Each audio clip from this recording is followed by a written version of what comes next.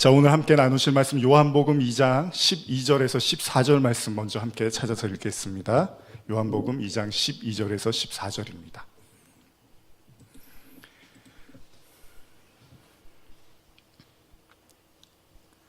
자, 우리 다 찾으셨으면 같이 읽겠습니다. 시작. 그 후에 예수께서 그 어머니와 형제들과 제자들과 함께 가버나움으로 내려가셨으나 거기에 여러 날 계시지는 아니하시니라. 유대인의 유월절이 가까운지라. 예수께서 예루살렘으로 올라가셨더니 성전 안에서 소와 양과 비둘기 파는 사람들과 돈 바꾸는 사람들이 앉아 있는 것을 보시고.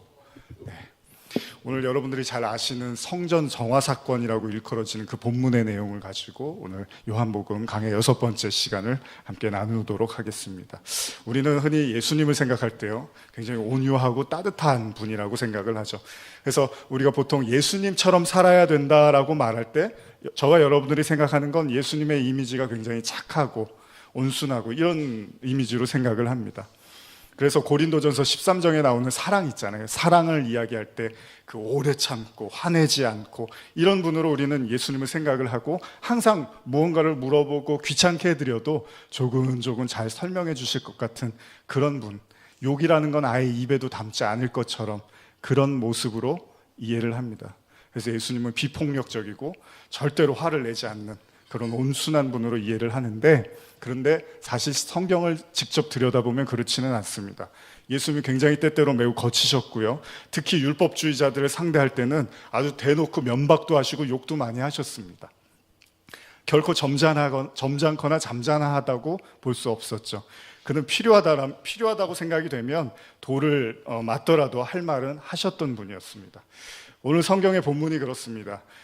예수님께서 아주 대단하게 화가 나셨던 그런 장면 중에 하나인데요, 여러분들이 읽으신 것처럼 유월절이 가까워지자 예수님이 예루살렘에 올라가셨다고 합니다. 근데 거기서 예수님이 기가 막힌 장면을 목격을 하십니다.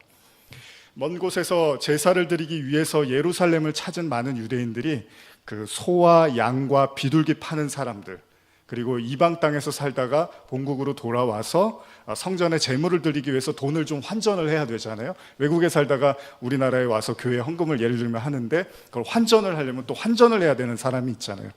예수님이 보신 광경은 뭐였냐면 성전 안에서 장사를 하고 있는 거예요. 그래서 제물을 위해서 제물을 드려야 되니까 소나 양이나 비둘기를 파는 사람들을 본 거죠. 우리는 이 장면에서 어렵지 않게 성경 모습이 시장통 같을 것이라고 추측이 되는 거죠. 아주 북적북적했을 것입니다. 아마 그곳에서는 시장처럼 가격을 흥정하기도 했을 겁니다. 그리고 어떻게든 이익을 챙기려고 하는 장사꾼들의 모습을 성전 안에서 예수님은 보셨던 거죠. 자, 요한복음 2장 15절 그리고 16절 같이 한번 읽어볼까요? 이때 예수님이 어떻게 반응하시는지 같이 읽겠습니다. 시작. 노끈으로 채찍을 만드사 양이나 소를 다 성전에서 내쫓으시고 돈 바꾸는 사람들의 돈을 쏟으시며 상에 엎으시고 비둘기 파는 사람들에게 이르시되 이것을 여기서 가져가라. 내 아버지의 집으로 장사하는 집을 만들지 말라 하시니. 오늘의 본문의 핵심이죠. 장사하는 집. 이런 광경을 목격한 예수님은 하지 말아야 될 행동을 한 것처럼 보입니다. 그러니까 지나치고 사람들이 봤을 때 하나님의 아들로서의 그 온유함과 온순함은 다 사라지고 과격하고 폭력적인 모습으로 비춰지는 행위를 하게 됩니다. 그야말로 유대인들이 깜짝 놀랄 모습을 보여주는데요, 사실 예수님의 입장에서는 도저히 용납할 수가 없었던 것 같습니다. 채찍으로 양과 소를 내쫓으시고 돈 바꾸는 자들의 상을 엎으시고 비둘기 파는 자들에게도 다 가져가라고 말씀을 하십니다. 그러면서 하신 말씀이 뭡니까? 내 아버지의 집으로 장사하는 집을 만들지 말라, 이 말씀을 하십니다.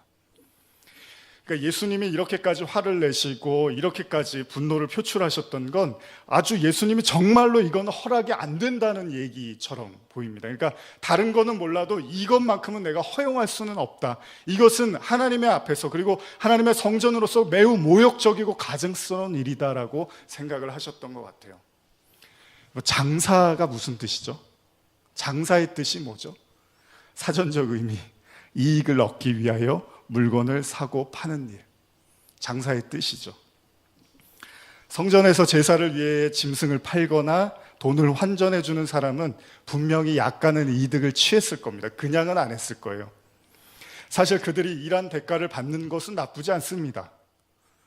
제사를 드리기 위해서 먼 곳에서 사는 사람들이 직접 소나 양과 비둘기를 들고 오기엔 너무 힘들잖아요. 그러니까 그들의 편의를 봐주기 위해서 그 정도는 제공해 줄 수 있는 거죠. 환전도 마찬가지고요. 이것을 가지고 예수님이 이렇게 대노하신다? 사실 오늘날에도 이 정도는 우리가 교회 안에서 허용할 수 있다고 생각할 수 있잖아요. 이거에 대해서 이렇게까지 화를 내시고 문제를 삼는 것, 이걸 우리가 어떻게 이해해야 되냐는 거예요. 이 말씀이 도대체 말하고자 하는 게 뭐냐는 거죠. 장사하지 말아라. 교회에서 밥 먹을 때 뭐 돈을 내는 교회도 있고, 뭐 교회 안에 서점이 있기도 하고 장사도 하잖아요. 물론 그것을 받아다가 뭐 하나님의 일을 위해서 쓴다고 하고 여러 가지 좋은 일을 하고, 어쨌든 간에 돈이 오고 가는 일들이 분명히 교회 안에들도 있습니다. 이게 무슨 문제가 돼서 예수님이 이렇게까지 화를 내셨을까요? 우리 누가복음 19장 45절 46절에 보면 한 번 더 이 장면이 나오는데요. 누가복음에 기록된 장면에서 조금 더 강한 어감으로 예수님이 말씀을 하십니다. 같이 한번 읽어볼까요? 누가복음 19장 45절 46절입니다. 성전에 들어가사 장사하는 자들을 내쫓으시며 그들에게 이르시되 기록된 바 내 집은 기도하는 집이 되리라 하였거늘 너희는 강도의 소굴로 만들었도다 하시니라. 여기서 예수님은 좀 더 강하고 단호하게 말씀을 하십니다. 사실 오늘날에도 이것은 같은 생각일 겁니다. 여러분과 저도 똑같이 이런 생각을 할 거예요. 종교가 돈벌이를 위한 수단으로 전락한다면 그 누구도 그거에 대해서 곱게 볼 사람은 아무도 없겠죠. 근데 문제는 뭐냐면 예수님이 아주 대노를 했다는 거예요. 여기에 대해서. 우리도 교회가 장사하네? 종교가 장사를 해? 이러면은 굉장히 불쾌하고 아마 가고 싶지 않을 거예요. 그런데 여기서 예수님이 끝난 게 아니라 그걸 다 뒤엎으면서 대노를 했다는 거죠. 여러분 혹시 16세기 종교개혁의 시초가 됐던 면죄부라는 것을 들어보셨나요? 당시의 교황이었던 레오 10세는 성 베드로 성당이라는 걸 짓기 위해서 면죄부라는 걸 팔기 시작했습니다. 이때 사제들이 뭐라고 말했냐면요, 누구든지 회개하고 기부금을 내면 죄를 용서받고 여러분의 돈이 헌금함에 짤랑하고 들어가는 순간에 여러분은 지옥의 불길에서 살아나오게 되고 연옥에 있는 여러분들의 가족 친지들도 천국에 갈 수 있다라고 설교를 했습니다. 여러분 이 이야기가 어떻게 들리나요? 성전에서 제사를 위해서 재물을 팔고 환전을 해두던 일은 어쩌면 귀엽게 보입니다. 당시에 그 면죄부를 팔기 위해서 이렇게 설교한 거하고 그 성전에서 재물 판 거하고 비교하면 비교가 안 되죠. 오늘날 기독교는 어떨까요? 여러분들이 보시는 오늘날의 교회, 기독교, 여러분들이 보셨을 때 교회는 장사하는 집입니까? 아니면 기도하는 집입니까? 아까도 말씀드렸던 것처럼 장사는 이익을 목적으로 합니다. 예수님은 장사 자체를 문제 삼는 게 아니었습니다. 그리스도인들은 장사하지 말아라 이 얘기는 아니잖아요. 이 본문이 성전 안에서 장사를 하는 것에 대해서 문제를 삼았습니다. 그리고 예수님은 그들 모두를 다 쫓아내셨습니다. 가차없이 다 나가라고 하셨습니다. 성전에서 나가라고 했다고요. 그 사랑의 주님이. 쉽게 말하자면 예수님은 이윤을 목적으로 성전에 나온 자들을 그대로 용납하지 않겠다는 말씀이었던 거죠. 근데 이 말이 애매합니다. 왜냐하면 오늘날 우리 교회가 사실 한국교회 전 세계적으로도 교회에 대해서 비판할 때 가장 많이 등장하는 단어가 기복주의잖아요. 기복주의. 기복주의에 심각하게 물들어 있다라는 것에 대해서 사람들이 화를 내고 비판을 하고 교회에 대해서 문제를 삼습니다. 이게 무슨 말이냐면 교회에 와서 장사를 하거나 매매를 하지는 않지만 대부분의 신앙인들의 목적이 이익을 보기 위해서 교회를 나오는 경우가 많다라는 의미에서 기복주의를 이야기를 합니다. 예를 들면 사업이 잘 돼야 되고요, 또 자녀들도 잘 돼야 되고 직장 안에서 더 좋은 안정된 위치를 차지해야 되는 거죠. 먹고 사는 일에 지장이 없어야 되고 고정적인 수입이 끊이면 안 됩니다. 그리고 지금 살고 있는 집보다 더 좋은 집을 살 수 있다면, 그것이라면 주님께서 우리에게 도와주실 수만 있다면 우리는 뭐든지 주님을 위해서 부르짖을 수 있는 마음이 있습니다. 이러다 보니까 믿지 않는 사람들의 기독교인들을 봤을 때 더 탐욕적이고 오히려 더 세속적이라고까지 비판을 하기도 하죠. 만약 이런 이유로 생각을 해본다면 이익을 보기 위해서 신앙생활을 하는 자들이나 성전 안에서 생계를 꾸리기 위해서 장사를 하는 사람들과 어떤 차이를 둘 수 있을까요? 앞서 나눴던 면죄부에 대한 이야기도 가만히 생각해 보면 면죄부를 파는 사람도 문제지만 사는 사람도 문제죠. 물론 그 당시에는 성경을 보는 것이 쉽게 허용이 안 됐습니다. 일반 성도들이 성경을 볼 수가 없었어요. 그러니까 사제들의 입에서 나오는 그 입만 바라볼 수밖에 없었어요. 그러니까 그 말을 믿을 수밖에 없었겠죠. 그들은 어쩔 수 없이 그걸 살 수밖에 없는 상황이었을지도 모릅니다. 자, 제가 다른 본문 하나를 좀 예를 들면서 오늘 말씀, 지난 계시록 설교할 때도 제가 들었던 본문인데요. 사도행전 8장 9절에서 13절을 제가 먼저 읽어드리고 그 이후의 본문을 여러분과 같이 읽겠습니다.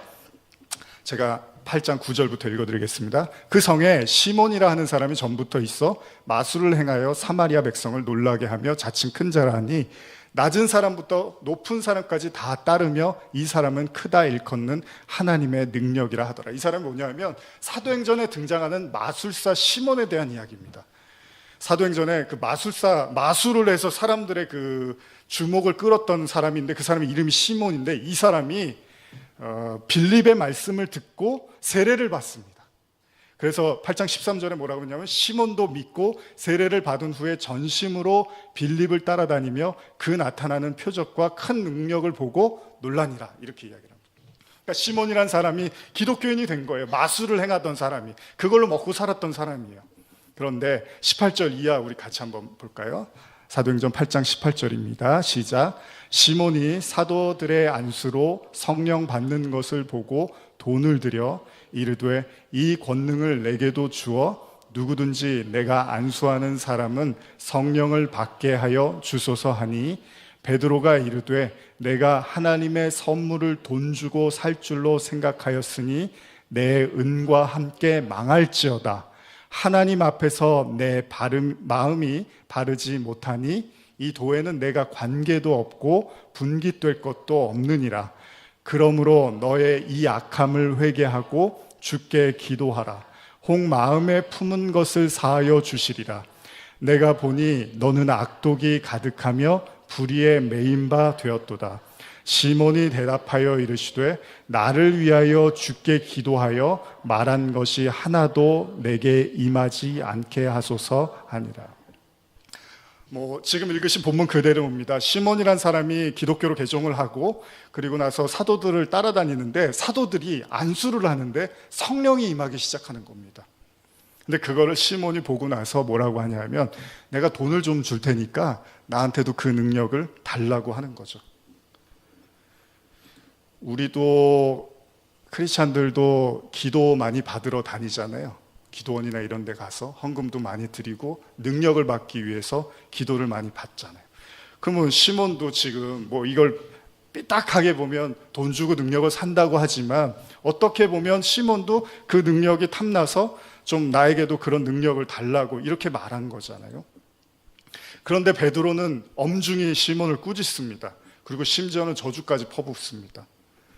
어쨌든 간에 사도들은 최소한 시몬에게 그 길은 열어주지 않습니다. 내가 돈을 줄 테니까 그 능력을 달라고 했을 때 그 길은 차단을 시켜버립니다.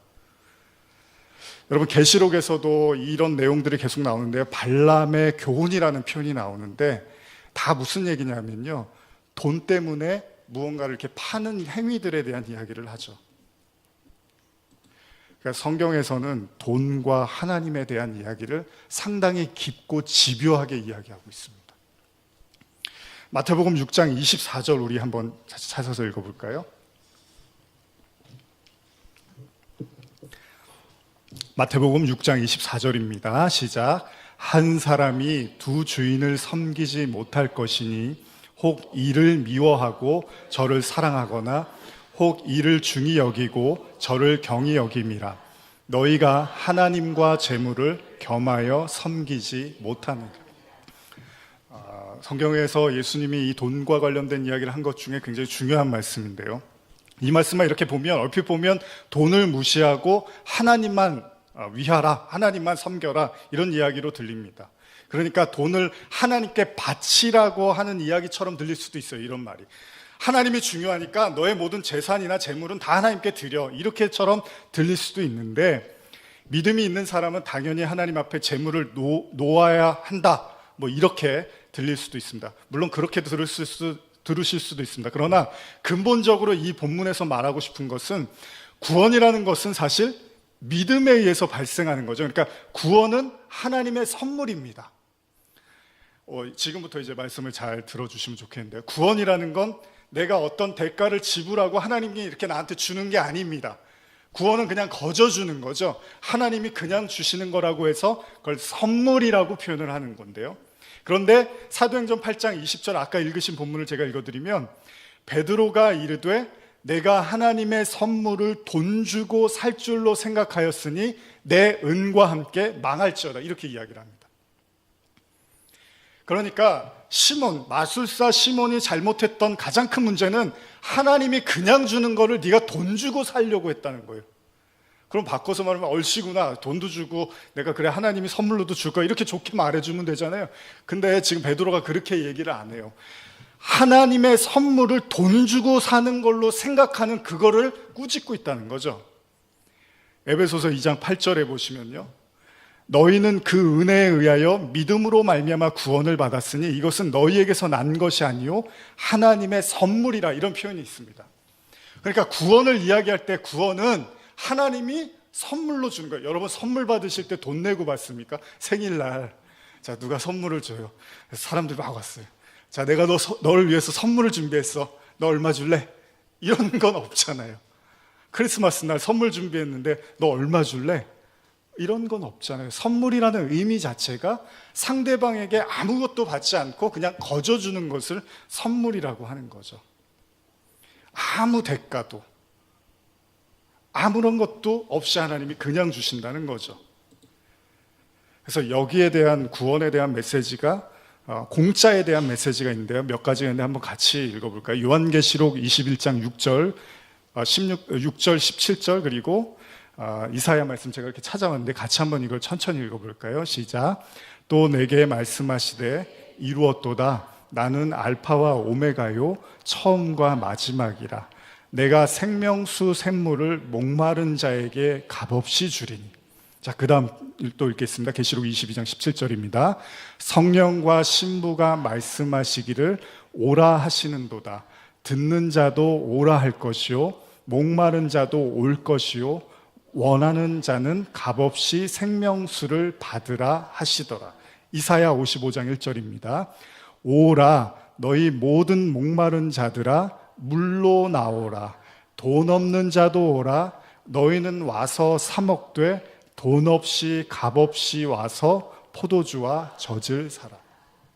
이 말씀의 공통적인 의미는 뭐죠? 공짜를 이야기합니다. 구원은 공짜라는 거예요.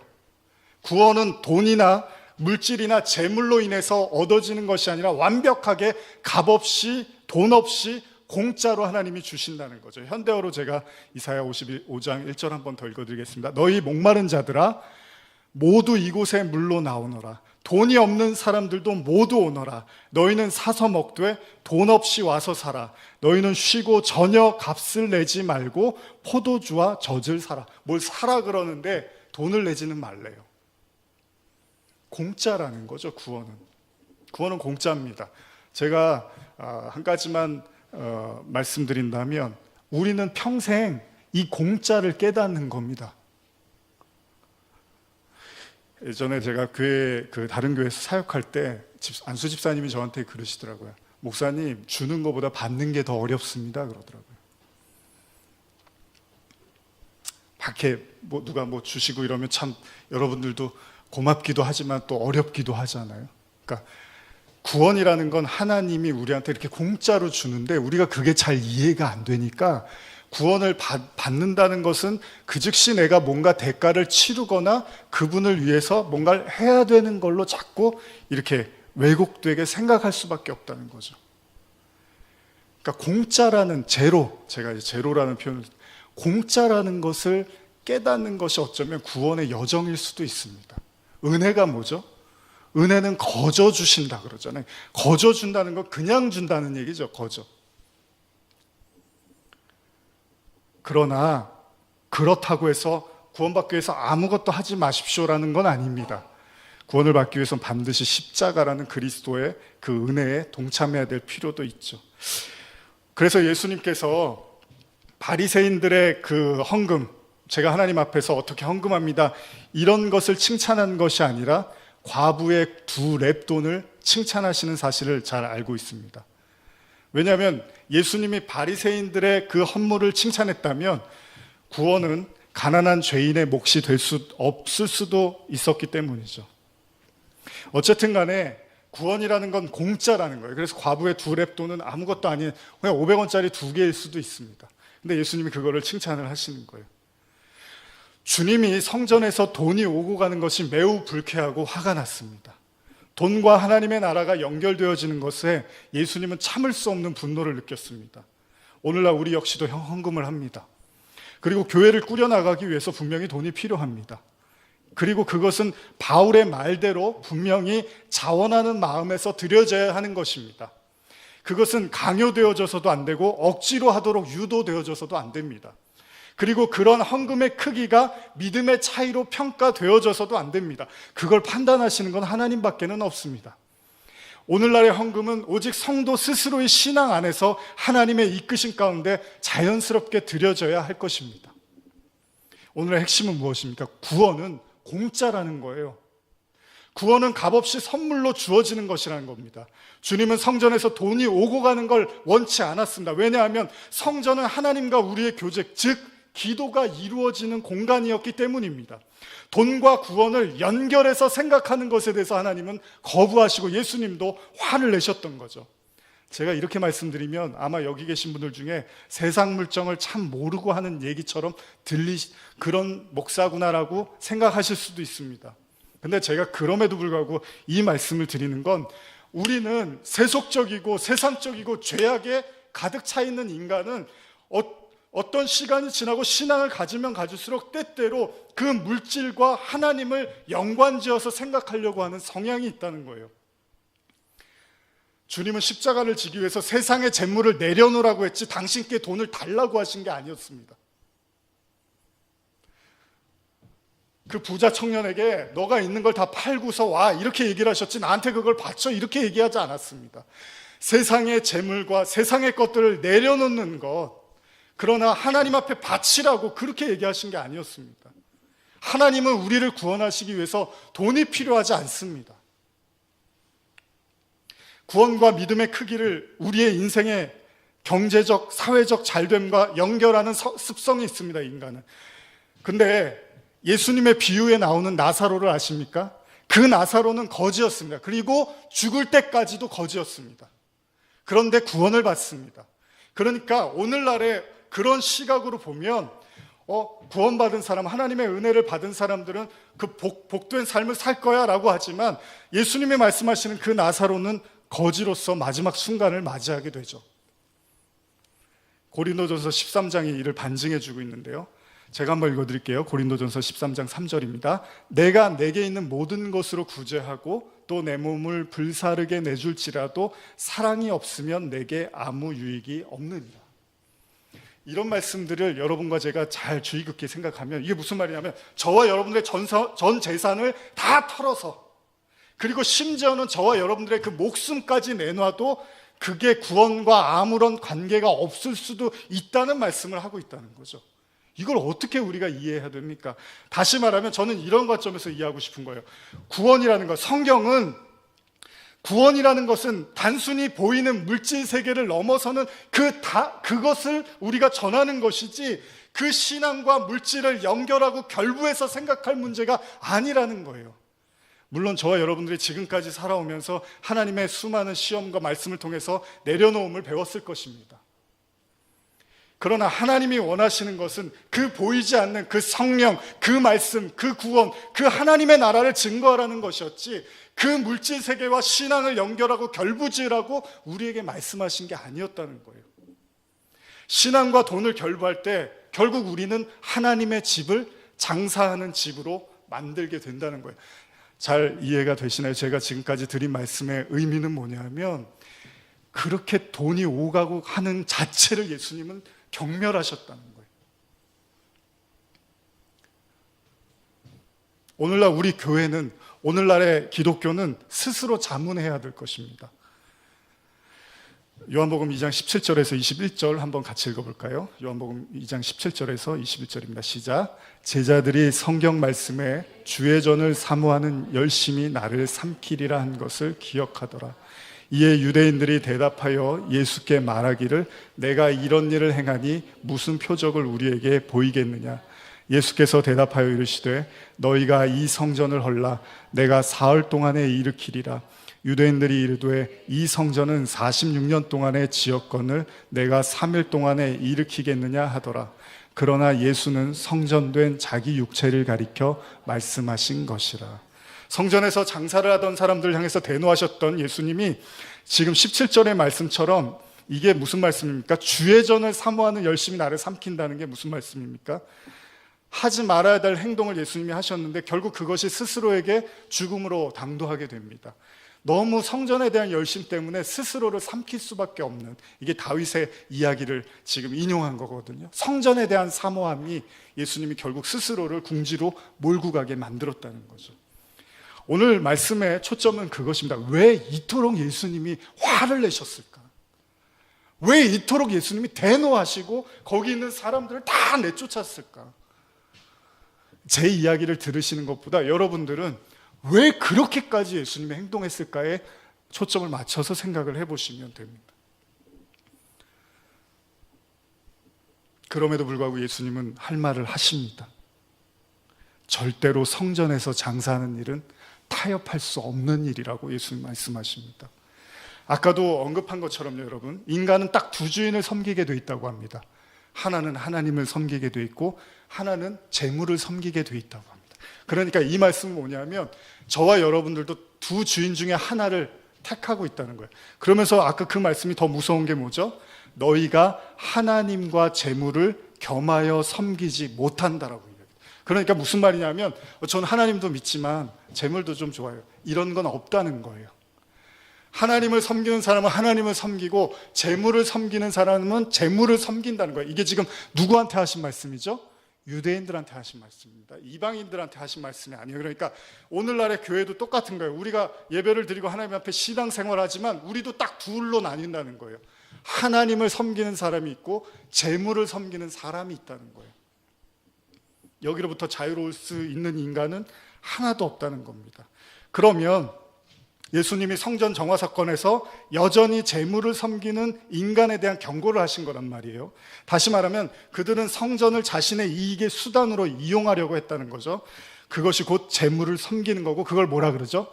우상 숭배라고 하는 거죠. 그러니까 성전 안에서 매매를 한다는 것은 더욱 깊은 영적 의미로 따져보면 그들은 하나님과 지금 뭘 하는 거예요? 거래를 하고 있다고 보는 거죠.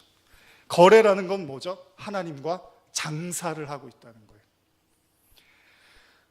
여러분, 구약의 가장 큰 문제가 뭐였습니까? 우상 숭배였습니다.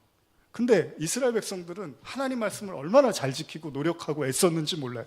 그런데 하나님은 끝없이 그들을 향해서 우상 숭배를 이야기하신단 말이죠. 그러니까 다시 말하면 하나님의 관점으로 봤을 때 구약의 이스라엘 백성들은 하나님을 섬긴 게 아니라 재물을 섬겼다고 지금 말씀을 하시고 그걸 우상 숭배라고 말씀을 하셨단 말이죠. 자, 우리가 하나님과 거래를 한다면 그 이유는 뭘까요? 내게 필요한 것들, 나를 위한 신, 나를 위한 재물의 신, 나를 위한 풍요의 신, 곧 만몬을 의미하는 거죠. 그러니까 우리가 만몬에 놓여 있다라는 것은 결국은 그 물질적인 세속적인 하나님을 우리 하나님으로 맞이하고 싶다는 거죠. 그걸 우상이라고 하고 예레미야 10장 14절 15절에 이렇게 기록되어 있습니다. 같이 한번 읽어볼까요? 예레미야 10장 14절에서 15절입니다. 시작. 사람마다 어리석고 무식하도다. 은장이마다 자기의 조각한 신상으로 말미암아 수치를 당하나니 이는 그가 부어 만든 우상은 거짓 것이요 그 속에 생기가 없음이라. 그들은 헛것이요 망령되이 만든 것인즉 징벌하실 때 명말하실 것이다. 자, 구약에서 하나님께서 이스라엘 백성을 끝없이 경고하신 내용이었는데요. 결국은 이스라엘 백성들이 섬겼던 신은 뭐냐 하면 자기만의 신, 그리고 그 자기를 위한 신을 위한 성전. 그래서 그들을 향해서 하나님은 계속해서 경고하시고 말씀하셨습니다. 우상 숭배에서 벗어나라. 그러나 그들의 마음속에는 여전히 자기를 위한 조작된 하나님이 존재하고 있었고, 그 신은 늘 자기를 위해서 일해야 되는 신. 그래서 인간은 그 우상에게 절하고 그 우상은 나를 위해서 풍요를 베푸는 이 신, 이게 구약의 잘못된 하나님이었습니다. 그걸 우상 숭배라고 했던 거죠. 누가복음 4장 5절에서 7절 제가 읽어드릴게요. 마귀가 또 예수를 이끌고 올라가서 순식간에 천하 만국을 보이며 이르되 이 모든 권위와 그 영광을 내가 내게 주리라. 이것은 내게 넘겨준 것이므로 내가 원하는 자에게 주노라. 그러므로 내가 만일 내게 절하면 다 내 것이 되리라. 누가 한 얘기죠? 사탄이 예수님께 한 얘기입니다. 이스라엘 백성들이 한 걸음도 벗어나지 못했던 이 자기를 위한 신. 그래서 모세가 시내산에 올라가자마자 이스라엘 백성들이 제일 먼저 뭐 하죠? 금송아지 만들죠. 그리고 그 앞에서 막 찬양하고 예배드리죠. 밤새. 자기가 만든 하나님. 이게 깨지지가 않는 거예요. 근데 그 하나님은 뭘 위한 하나님이요? 재물을 위한 하나님. 근데 사탄이 예수님께 똑같이 말하는 거예요. 네가 나한테 절하면 내가 이 모든 영광을 다 너에게 넘겨주겠다. 똑같은 얘기를 하고 있습니다. 그래서 우리가 우상을 섬기는 이유는 뭐죠? 우리는 우상한테 열심히 절을 하면 또 우상은 우리한테 그만큼의 풍요를 갖다 주는 거예요. 서로 돕고 돕는 상생관계인 거죠. 그런데 예수님이 오늘 말씀에서 뭐라고 하냐 하면 예루살렘 성전의 파괴와 멸망을 말씀하십니다.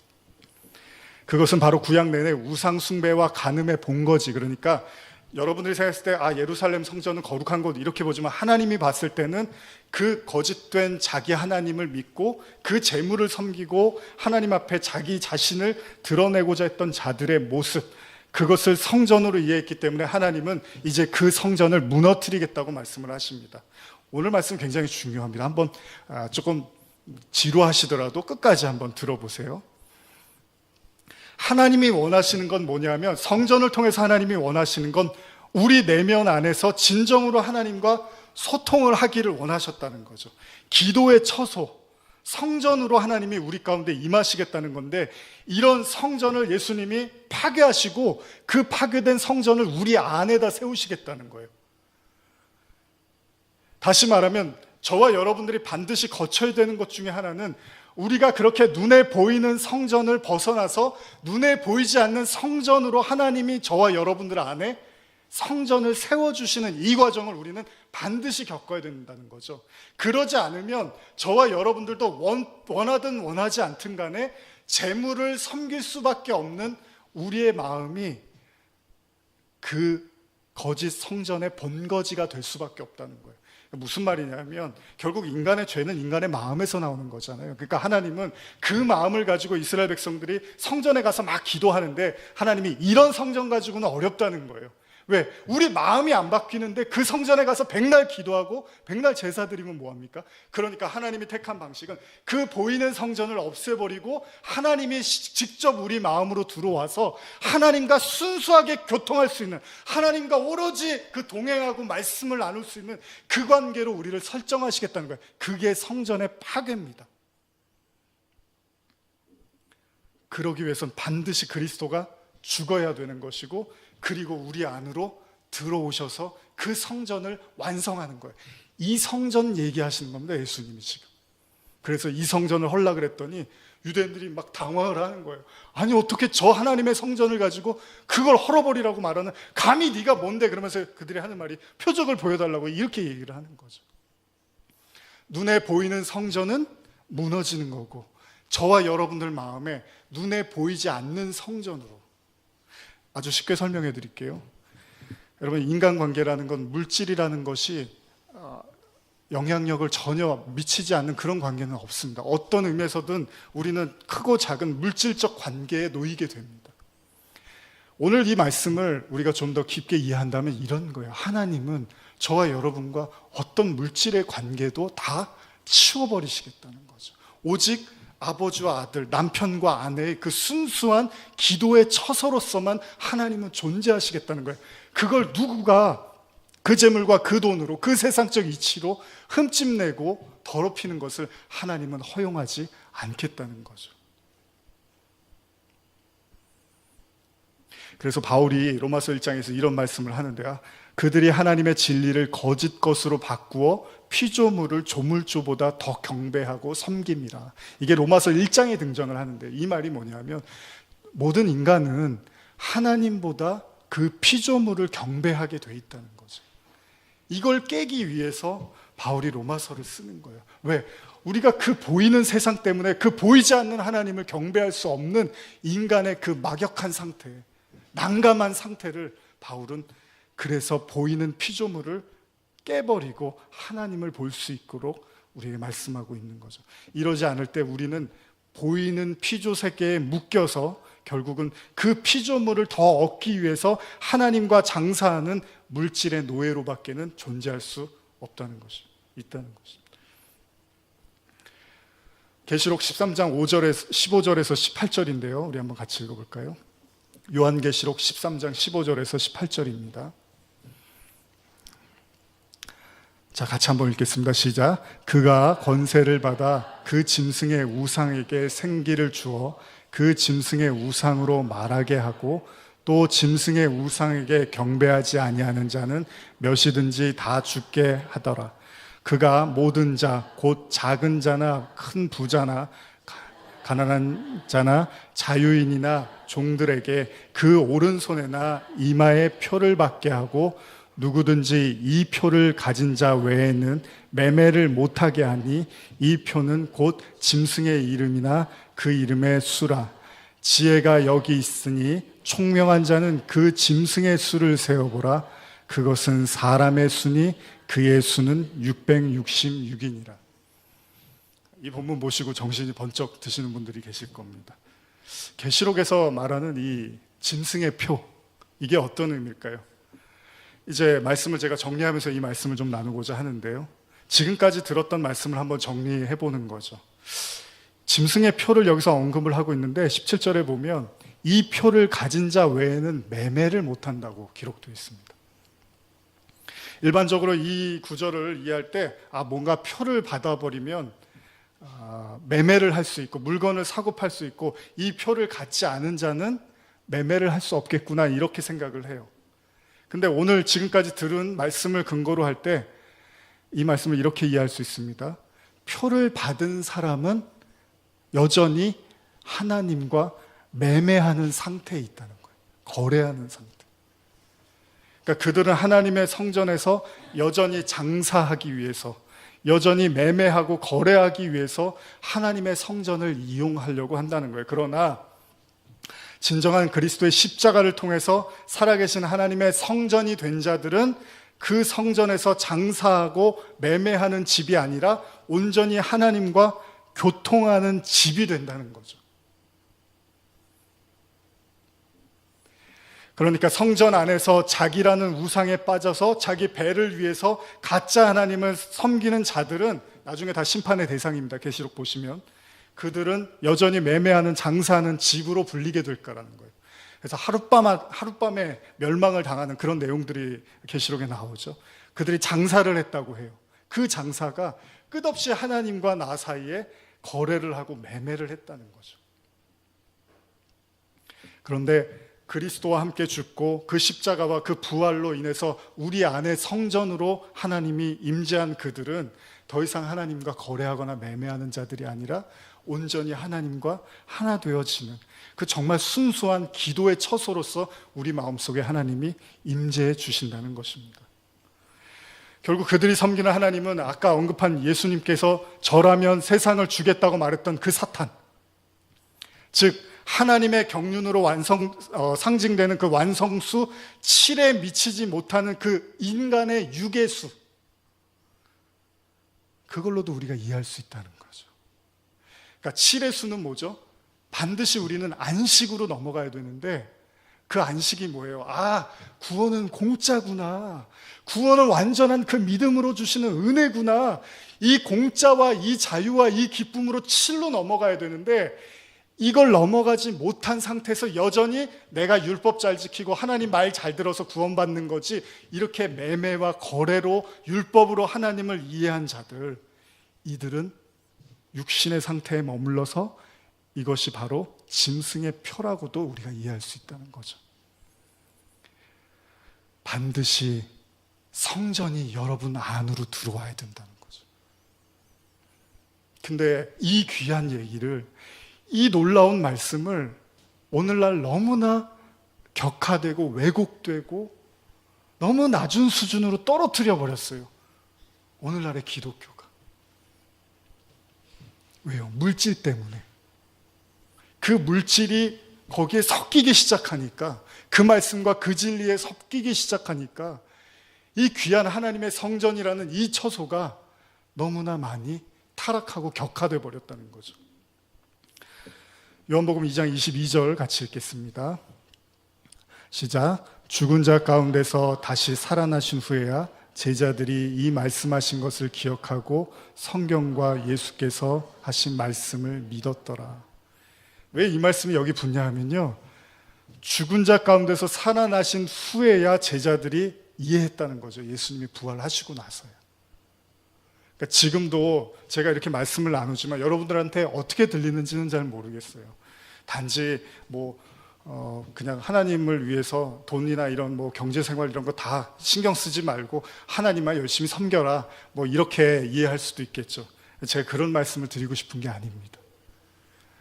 하나님이 이 땅에서 우리에게 지난주에 가나의 혼인잔치를 이야기했던 것처럼 하나님이 이 땅에서 반드시 우리에게 하시고자 하는 일이 있는데, 그건 여러분 한 사람 한 사람을 교회로 만들어 버리시겠다는 거예요. 근데 교회의 목적은 뭐죠? 하나님과 소통하는, 기도하는 집. 근데 여기에 물질이 들어가기 시작하면, 물질이 섞여버리기 시작하면 혼재되고 더럽혀지고 하나님과의 관계를 만몬의 관계로 왜곡시켜 버리는 거예요. 이게 더 무서운 게 어디 있습니까? 이거보다. 요한계시록은 계속 그런 얘기를 하고 있습니다. 니골라당, 또 발람의 교훈, 그러면서 거짓 선지자, 아까 말한 마술사 시몬, 다 뭡니까? 우리를 현혹시키면서 하나님과의 관계에서 그 깨끗해야 될, 그 정결해야 될 그 관계를 자꾸 더럽히는 거예요. 그러고 나서 나중에는 교회가 성전이지 그냥 눈에 보이는 교회가 성전이지, 이렇게 그냥 믿어버리는 거죠. 근데 하나님은 여러분들 안에 성전으로 임하시겠다는 거예요. 그러니까 계시록에서 새 예루살렘 얘기하고 성전 이야기할 때 결국은 우리도 마찬가지예요. 우리도 우리의 인생을 살면서 결국 우리 안에서 성전으로 만들어 가시는 그 하나님을 반드시 우리도 경험해야 되는 거예요. 그런데 그냥 성전이나 보고서 옷 깨끗이 입고 성전 갈 때는 조심스럽게 가서 열심히 기도하다 오면 되지, 이런 성전을 말한 게 아니에요. 그건 무너져야 된다는 거예요. 그렇게 눈에 보이는 건 변질되고 타락할 수밖에 없다는 거예요. 진짜 영원한 성전은 하나님이 여러분들 안에 짓겠다는 거예요. 이것 아니고는 심판을 면할 수 없다고 이야기하는 거죠. 계시록의 심판은, 그러니까 지금 제가 드리는 말씀도 형이상학적으로 들리실 수도 있겠지만 이건 실제고 실체라고 보시면 됩니다. 하나님의 성령으로 우리는 만들어져 가는 거죠. 그럴 때 우리는 하나님과 기도하는 집으로, 아버지의 집으로 거하시는 우리 아버지와 그 기쁨과 은혜의 그 영생을 누리게 되는 것입니다. 기도하시겠습니다.